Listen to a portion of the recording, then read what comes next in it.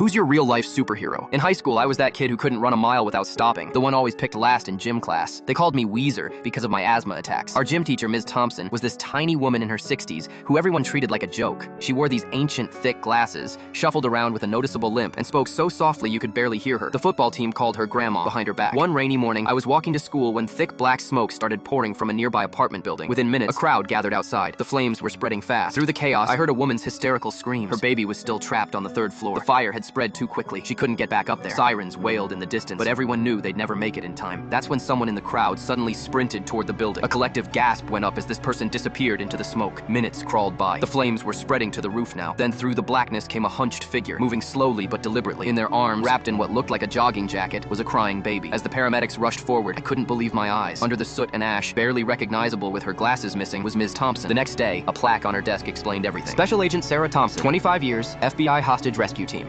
My mom defended my cousin for stealing from me. I packed in silence. Her face when she saw what I took was unforgettable. My cousin Celine had always been jealous of my sign language skills. I'm hearing, but I learned ASL because my best friend since childhood, Kale, is deaf. What started as wanting to communicate with Kale became a 7-year journey into deaf culture, community advocacy, and professional interpreting. I spent weekends at deaf social events, summers at immersion camps, evenings volunteering at the local deaf center. I studied linguistics, took cultural sensitivity courses, learned about deaf history and oppression. Getting certified as a professional interpreter wasn't just about passing tests. It was about earning trust from a community that had every reason to be cautious about hearing people in their spaces. Celine watched all of this from the sidelines, rolling her eyes when I'd practice finger spelling at family dinners or when I'd explain why certain phrases were considered offensive in deaf culture. She'd make jokes about my weird hobby and ask why I was wasting time with something that wouldn't make me money. Last month, everything changed. Celine had been unemployed for 6 months after dropping out of her 3rd college program. She was desperate, applying to anything that would hire her. When she saw a posting for a program coordinator at Bridging Voices, a nonprofit serving the deaf community, she got excited. The job description required ASL fluency and experience working with deaf clients. Celine had neither, but the salary was double what she'd ever made. That's when she approached me with her plan. "Just help me through the interview," she begged. "I'll learn on the job. How hard can it be?" I tried to explain that this wasn't just about language. It was about cultural competency, community trust, and professional ethics. "Celine, these people depend on accurate interpretation. You could actually hurt someone." She brushed me off. "You're being dramatic. I'll pick it up fast." I refused to help her fake her way into a job that required years of training and cultural understanding. She stormed out, calling me selfish and stuck up. 2 days later, Kale texted me a screenshot. Celine had submitted her application to Bridging Voices, using my interpreter certification number, my volunteer history, even my references from the deaf community. She'd literally copied my resume and put her name on it. I felt sick. This wasn't just resume fraud, it was identity theft that could damage relationships I'd spent years building. If the deaf community found out someone had faked credentials using my name, my reputation would be destroyed. When I confronted Celine at Sunday dinner, she was shameless about it. "It's just paperwork," she shrugged, cutting into her roast beef. "You're not even using it professionally. What's the big deal?" The big deal was that she'd stolen 7 years of my life's work and cultural education to scam her way into a job serving vulnerable people. I told my mom what happened, expecting support. Instead, she immediately took Celine's side. "Don't be selfish, honey. Celine needs this job more than you need some certificate collecting dust. Can't you just share your qualifications? You're family." My own mother, reducing years of cultural immersion and professional development to sharing qualifications like it was a Netflix password. So I packed up and left. But I took something crucial with me. I called Celine's new workplace and requested to speak with her supervisor in ASL through video relay service. I explained that someone was fraudulently using my interpreter credentials and provided my documentation. Celine got fired that afternoon. Mom called me screaming. "How could you ruin her career?" "I didn't ruin anything," I signed back to her through video call. "She did that herself when she stole my identity." Mom went quiet. She'd forgotten I could communicate without speaking. My dad framed my brother to save himself, so I became the son he couldn't outrun. Dad's legal firm was everything to him. Founded it himself, built it for 30 years, put it above his own family. When money started disappearing from client accounts, everyone assumed it was Mark, my older brother who worked in accounting there. The evidence looked solid. Logan records, transfers made from his computer, even security footage of him staying late on nights when funds moved. Police arrested him at our house while Dad watched silently, his face blank as stone. Mark kept saying the same thing over and over. "Dad, tell them. You know I didn't do this." But Dad just looked away. Something felt wrong. Mark was careless sometimes, but never a thief. The night before the arrest, I'd seen Dad in his home office, shredding stacks of papers with shaking hands. When he noticed me watching, he slammed the door so hard the frame cracked. At the trial, Dad testified against Mark. "I wanted to believe in my son's innocence," he told the jury, voice cracking just enough. "But the evidence doesn't lie. The performance was perfect." The respected lawyer reluctantly doing his civic duty. Mark got 8 years. I was 17 then. I visited Mark every month while finishing high school. "Find the backup server," he whispered during one visit. "Dad keeps everything. Always has." Turns out, Dad's generation never trusted the cloud. He kept a mirrored backup server running in our basement, hidden behind the furnace. I found it while he was at a conference, logged in using his birthday. Amateur move for a supposedly brilliant lawyer. The files told the real story. Dad had been siphoning from accounts for years, small amounts amounts at first, then larger as his gambling debts grew. He'd been doctoring records, but he needed someone to take the fall when the firm's annual audit approached. Mark was convenient. I didn't confront him. Instead, I made copies of everything. Then I applied to law school, the same one Dad attended. He was so proud the night I got accepted that he actually hugged me for the first time in years. "Following in my footsteps," he said, patting my back. If only he knew. I studied harder than anyone in my class, graduated top 5%. When I got hired at the state prosecutor's office, Dad threw me a party. All his colleagues were there, raising glasses to his legacy. For 2 years, I built my reputation, handling small cases, gaining trust. Then I requested assignment to the Financial Crimes Division. Last month, I walked into Dad's firm with 6 officers and a warrant. The managing partners watched in shock as we seized servers and files. Dad wasn't there, golf day, so I drove to the country club myself. I found him on the 9th hole. When he saw my face, he knew. "What did you do?" he whispered. "My job," I said, handing him the warrant with my signature on it. His hands trembled as he read the charges: wire fraud, embezzlement, obstruction, framing an innocent man. The officers took him away in view of everyone he'd ever tried to impress. The case was solid, his own backup server providing most of the evidence. Yesterday was Mark's first day of freedom, 8 years of his life gone. We sat on my porch drinking beers, not talking about Dad's upcoming trial. "Was it worth it?" Mark finally asked. "Law school, prosecutor's office, living his dream just to destroy it?" I thought about Dad's face when I handed him that warrant. The moment he realized the son he'd molded in his image had become the perfect weapon against him. "Yes," I said, "it was worth every second."